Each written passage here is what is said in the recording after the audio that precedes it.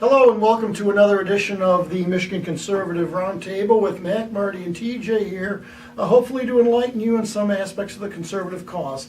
And what we're going to start off with today is, people can make you do things. They really can. And often it's something that they maybe don't want you to do. But they force you into corners.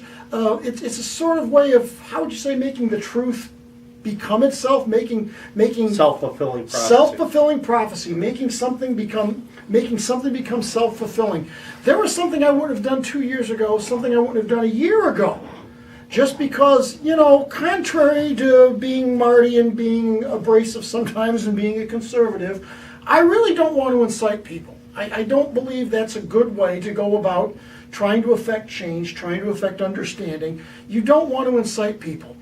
But then other people start saying things like, well, you believe that, you're a racist. You believe such and such, you're a sexist. You believe such and such, you're just against minorities and everything else there.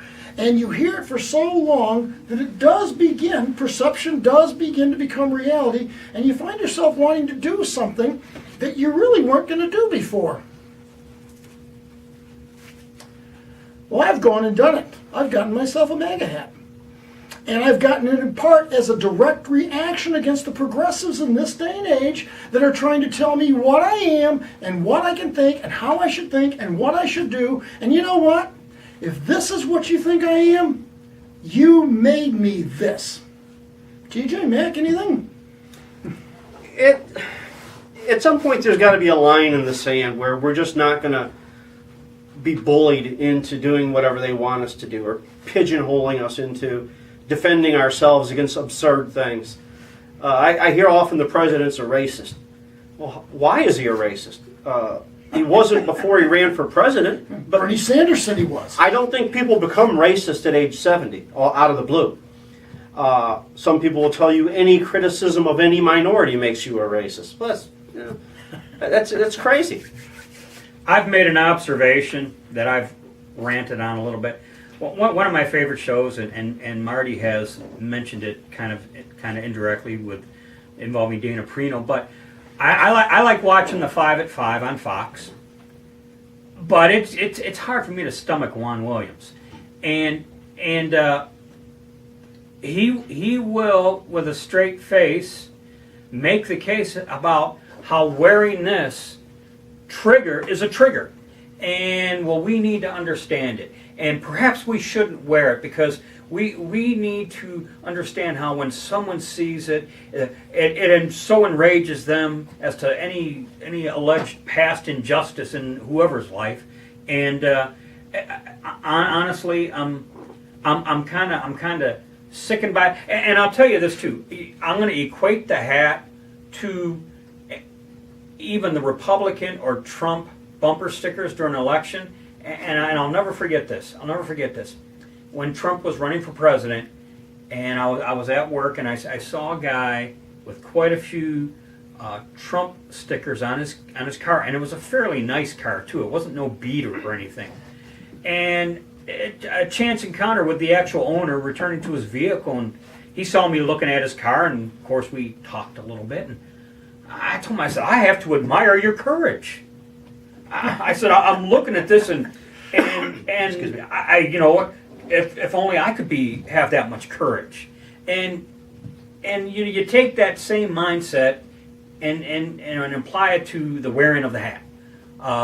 The supposed trigger of any past injustice. Well, you start thinking about triggers in general. What do you? And we talked about this a little bit earlier. What symbol do I see that just makes me lose my mind and drive right into violence head on? I can't think of any. And in our previous video, we talked about the young kid being bullied by some older, bigger guy because he was wearing the hat. I made mention about, I kind of said to Mac once, for one of our videos, maybe one of us could wear the hat while the other one stands back and videotapes. But honestly, we're afraid find ourselves in a hostile encounter. Plus, we're not Jussie Smollett. And you want to know something? We're not going to get the benefit of the doubt either. You can put put that on a sticky Well, we will note. be accused of inciting that violence. Well, yeah. Well, I mean, here's the absurdity of it. Here's the absurdity of it. Okay, look, right now. Look at me right now. Racist? Not a racist.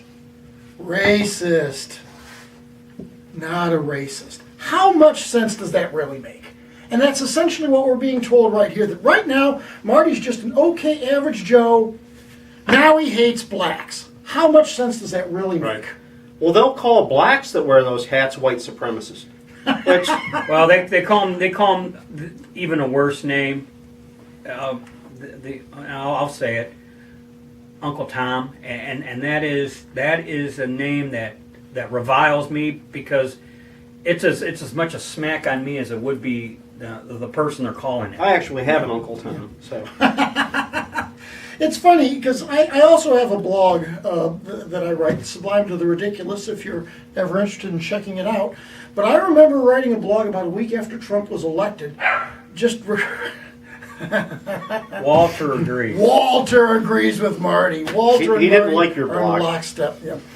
Anyway, one of my blog posts about a month after Trump was elected, I got so sick of the venom that was being directed at older white males simply because of Trump being elected that I actually called myself the Angry White Marty. And I call myself the Angry White Marty because I'm none of those things people were saying I was. Right. I'm not a racist. I'm not a sexist. I'm for equal opportunity. I'm for an open system where people can seek the jobs they want, and the housing they want, and the education they want. I'm none of those things, except that I voted for Trump because I feel like I had no philosophic option except to vote for him. So you see where I'm coming from here. Right. I was kind of a soft Trump supporter in 2016. Now, I'm wearing a Maga hat, and I'm wearing it proudly, and I'm wearing it in part to hack you off. Yeah. Maybe I'll have the courage to someday do the same. Well, none of us are out there looking for confrontations because they could go south pretty quickly, and I'm not out to aggravate people, but I don't buy the whole idea that anyone's triggered by this hat. No. I think it's an excuse to be violent, an excuse to Boom. Yes. attack people. It's a justification for their hate. I mean, let's face it. Make America great again. You know, to be totally objective about this, fellas, that's a pretty benign political catchphrase. That's a pretty Well, benign you know how they catchphrase. take it. They tried to spin it that America was great when blacks drank out of different drinking fountains and you had a different waiting room at the bus station and, oh, it was great. I can't even fathom That's that not what nonsense. this means at all. How do you get that conclusion out of this hat, out of this phrase? Because that's where no reasonable person can. all of your thoughts relate to victimhood. And if you know, these people, like, and I'll use Michelle Obama as an example because I feel as she is, people said she's a racist. I don't know that she's a racist, but I do know that she is race obsessed. Everything is about skin color with that woman. Everything. Yeah. Oh, I have to wake up at 1600 Pennsylvania Avenue in Washington, D.C., a place almost anybody would want to live. But she doesn't want to live there. She hates waking up there because it was a house built by slaves. Well, you know, they'll use that Don't as an live excuse. there. They'll use the hat as an excuse as kind of a backhand to the previous President Obama. Make America great again, as if Obama was not letting it be so great. Yeah, I think Terry's close to it right there, is that the progressives adored Obama so much. That's their prerogative, whatever, that's fair. But they adored him so much that when you get someone that's very politically, you know, the opposite, they're the ones that are pining for the days of yore. Well, they're the ones. Obama did go on an apology tour, apologizing for everything under the sun, pretty much bashing this country around the world, telling everyone it wasn't great, and how sorry we should be. You know what? I'm proud of my country, and I'm proud to say it. And I'll tell you one thing. There will be places and times where I won't wear this just out of consideration for other people. I won't wear it on my job because it's my job, and I'm there to get a job done, and I'm not there to even marginally incite somebody, where it's not my fault they're getting incited. But in my mind, that's another difference between conservatives and liberals. Conservatives do see the big picture better than the left do. I saw the Obama O everywhere. I didn't go into a rage and attack leftists. Exactly. You know, when Terry put it on his car, we almost did. But Yeah. other than that, TJ did not put the Obama O on his car. All right, what do we think, fellas? Is That's this it. pretty Yeah. good? I think All right, well, so. listen, thank you very much for listening to us, watching us in this edition of the Michigan Conservative Roundtable. I meant exactly what I said at the beginning. I'm wearing this hat because I was made to by those of you out there who despise it and by extension despise me so much. I'm becoming the monster you think I am. In the meantime, for the other fellas, be safe, watch your six, and don't tread on me.